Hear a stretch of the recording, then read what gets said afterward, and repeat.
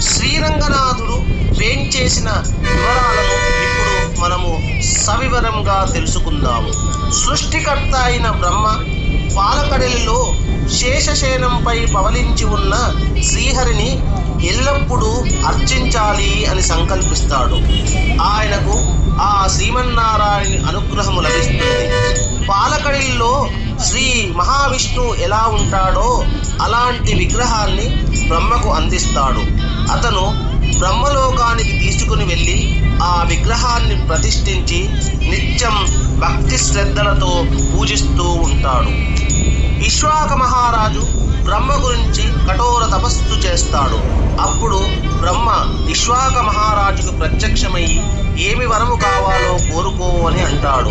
అప్పుడు విశ్వాక మహారాజు, బ్రహ్మదేవ, మా గురువు గారి నుంచి తెలుసుకున్నాను, పాల సముద్రంలో ఎలాగైతే ఆదిశేషువుపై పవలించి ఉన్న ఆ దివ్యమంగళ శ్రీమన్నారాయణ విగ్రహాన్ని నీకు ఆ మహావిష్ణువు ప్రసాదించాడట, అది నాకు ఇవ్వండి అని కోరుకుంటాడు. అప్పుడు బ్రహ్మ విశ్వాక మహారాజుకు ఆ దివ్య విగ్రహాన్ని ప్రసాదిస్తాడు. విశ్వాక మహారాజు ఆ విగ్రహాన్ని తీసుకొని వెళ్ళి అయోధ్యలో ప్రతిష్ఠించి నిత్యము పూజలు చేస్తూ ఉంటాడు. విశ్వాక వంశ పరంపర ఆ రంగనాథుని సేవ నిత్య కైంకర్యముగా మారుతుంది. శ్రీరామచంద్రుడు రావణాసురుణ్ణి సంహరించి అయోధ్యకు చేరుకుంటాడు. అతనికి పట్టాభిషేకం జరుగుతుంది. ఆ పట్టాభిషేకములో వచ్చిన వారందరికీ శ్రీరామచంద్రుడు బహుమానాలను అందజేస్తాడు. విభీషణునికి శ్రీరామచంద్రుడు ఆ శ్రీమన్నారాయణ విగ్రహాన్ని బహుమతిగా అందిస్తాడు. ఆ బహుమతిని చూసి శ్రీ విభీషణుడు ఎంతో సంతోషిస్తాడు.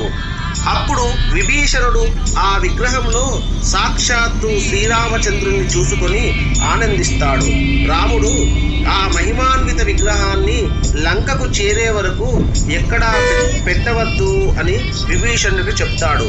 సరే అని విభీషణుడు శ్రీరంగనాథ విగ్రహాన్ని తీసుకొని లంకకు బయలుదేరుతాడు. విభీషణుడు తిరుచునాపల్లి వద్ద కావేరీ తీరం చేరుకునేసరికే సంధ్యా సమయం అవుతుంది. సంధ్యా సమయంలో సంధ్యావందనం చేయాలి. అతనికి ఏమి చేయాలో తెలవక ఆ విగ్రహాన్ని కింద పెడతాడు. సంధ్యావందనం అనంతరం విభీషణుడు ఆ విగ్రహాన్ని తీసుకువెళ్ళడానికి ప్రయత్నిస్తాడు. కానీ ఆ విగ్రహం కదలలేదు. శ్రీరంగనాథుడు ప్రణవాకార విమానంలో కావేరీ నదీ తీరాన అక్కడే ప్రతిష్ఠితం గావించబడతాడు.